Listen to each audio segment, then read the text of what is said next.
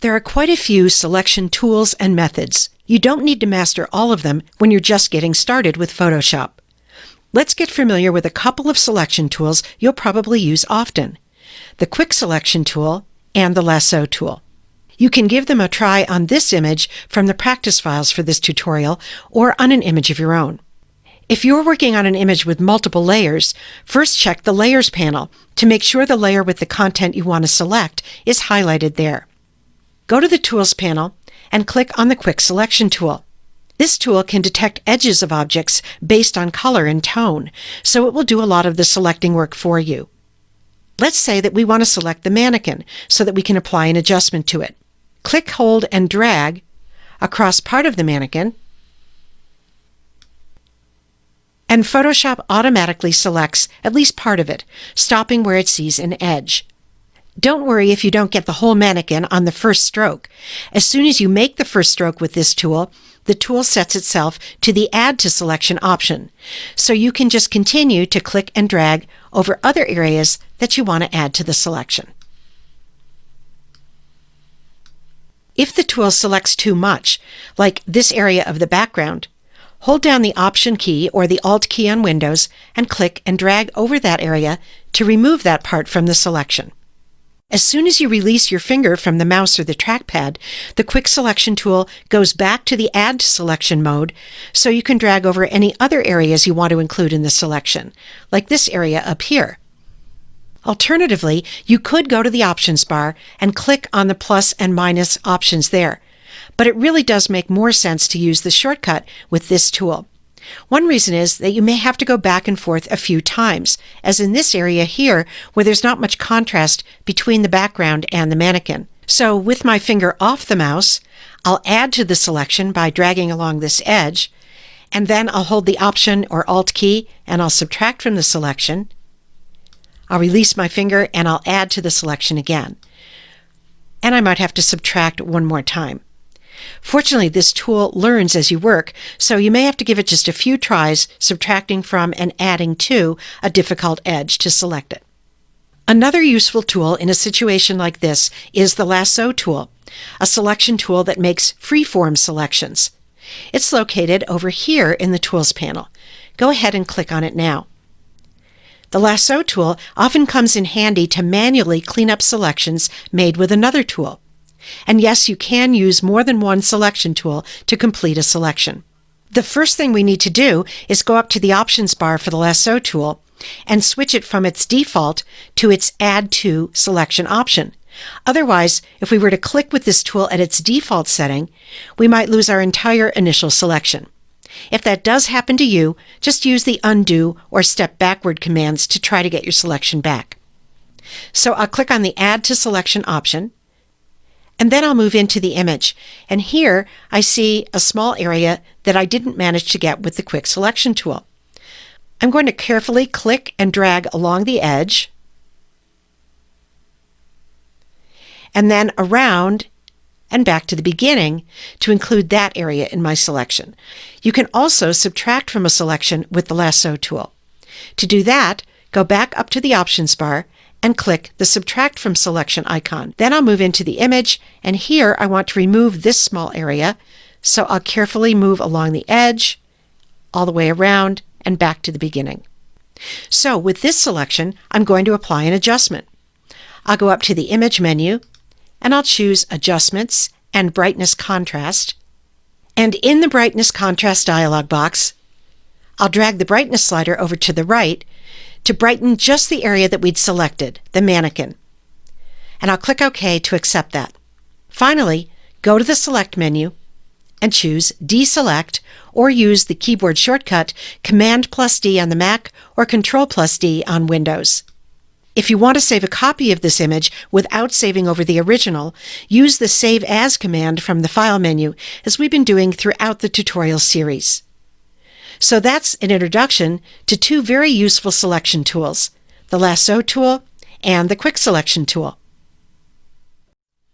When you're comfortable making selections, you may want to take things a step further by viewing and fine-tuning a selection in the special Select and Mask workspace. Give it a try with this image from the tutorial practice files. Start by making an initial selection of this jacket. You can do that here in Photoshop's main interface or in the Select and Mask workspace that we'll visit in a minute. We're going to do it here in the main interface using the Quick Selection tool, which you already learned how to do in an earlier video in this tutorial. So click on the Quick Selection tool and then move into the image and click and drag over the jacket on this side and then on this side too. And if your tool selects the area in the middle, hold down the Option key, that's the Alt key on Windows, and click and drag there to remove that area from the selection. I'll release my finger from the mouse, and the tool automatically switches back to Add to Selection mode, and I'll come up to the shoulder and click and drag over this extra bit that I'd missed to add that into the selection too. Now go to the Options bar and click Select and Mask, or go up to the Select menu, and you can choose Select and Mask from here no matter which selection tool you have selected. That opens a separate workspace, the Select and Mask workspace. Start here by going to the right side of the workspace and clicking the View menu icon to open this menu of different ways to view the current selection.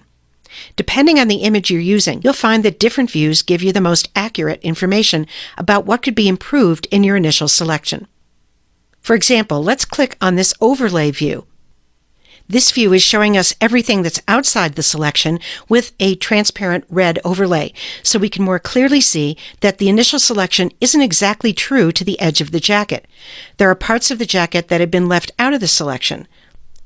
And there's a little bit of the background that's included in the selection that shouldn't be, like this area here on the bottom right. To try to fix that, we'll use one of the tools over here in the Abbreviated Tools panel. Here you'll find some of the same tools as in the main Photoshop interface, and they work the same way here too. For example, there's a Quick Selection tool, a Lasso tool, a Hand tool for panning, and a Zoom tool for zooming. Go ahead and select the third tool from the top. This is a brush tool that lets you simply paint to add to or subtract from the selection. Move into the image and simply paint over an area like this part right here that's covered in red, and as you see, that area becomes clear as I paint over it. I'll do the same up here and over here. Now if I want to remove something from the selection, like down here, I'll go up to the Options bar for this brush tool and click on the minus symbol, and then I'll come over here and I'll paint. Now as you're painting, you may want to use the Zoom tool to zoom in for a closer view. I'm just going to paint like this quickly. I'll go back up to the Options bar and I'll switch back to the Add to Selection, and I'll add in a little bit that I missed right over here. Of course, there are lots of other controls in the Select and Mask workspace, as you can see, and you can explore those as you become more familiar with Photoshop. But this introduction will get you started with basic Select and Mask features like the View menu and a couple of the tools over on the left. Now, before you close the Select and Mask workspace, you need to choose how you'd like to output your improved selection. So go over to the right side, and if you need to, click the scroll bar there and scroll down until you see a menu labeled Output Settings. Click the arrow on that menu. I'm going to scroll down again and choose from the Output To menu, and I'm going to choose to output with the first default option, Selection.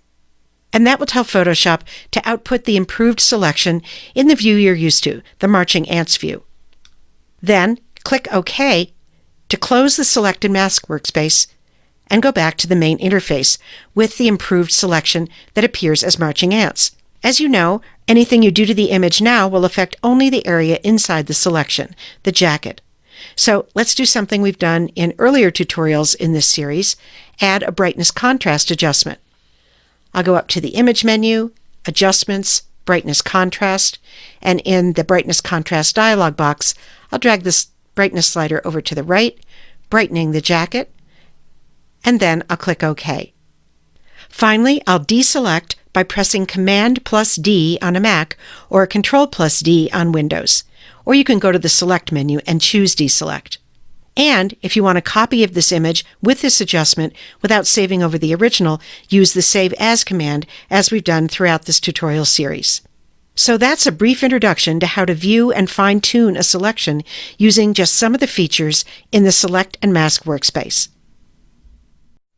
One of the most magical things you can do in Photoshop is to delete unwanted spots and even objects from an image. In this video, we'll see how quick it is to do that using the Spot Healing Brush tool.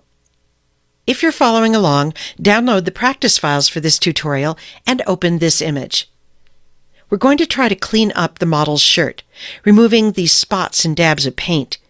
You'll be amazed at how well that works even on a pattern like this striped shirt. Start by zooming in for a closer view. Select the Zoom tool in the Tools panel, and then click a couple of times on the image to zoom in.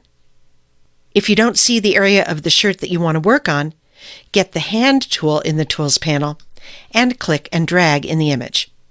Now let's select the Spot Healing Brush tool, which is over in the Tools panel right here. Don't confuse this tool with a related tool, the Healing Brush tool. We want the Spot Healing Brush tool. Let's start by removing a spot, like this brown spot here. When you're removing a spot, you want your brush tip to be just a little bigger than the spot. Mine's a bit small, so I'll go up to the options bar for this tool, and I'll click on the brush picker, and I'll drag the size slider over to the right. And then click in a blank area to close the brush picker. Back in the image, to remove that brown spot, I'll just click on it, and poof, it's gone. What's happened is that Photoshop copied a nearby part of the shirt without a spot and used that to cover up the spot, blending the copied content with the area around the spot. Now let's try a smaller spot. Rather than go to the options bar and try to change the brush size, you can change brush size while you're working on an image. To do that, I'll hover over a spot that I want to delete, this tiny blue spot, and then press the left bracket key on the keyboard. The left bracket key is located just to the right of the P key on most keyboards. Each time you press and release the left bracket key, the brush tip gets smaller. And if you were to press the right bracket key, the brush tip would get bigger. So now I'll click on that spot and it's gone. Try removing a few other spots, changing the brush tip on the fly using the left bracket key and the right bracket key each time. Now, spots aren't the only thing you can remove with this tool. You can remove irregular areas like this paint splotch too. To do that, just click and drag over the thing you want to remove, and it's gone.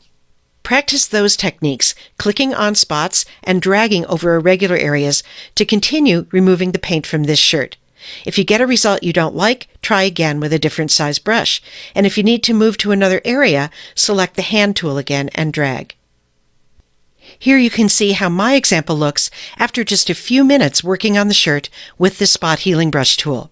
When you're done, select the Zoom tool again in the Tools panel and go up to the options bar and click the Fit Screen option to see the whole photo on the screen again.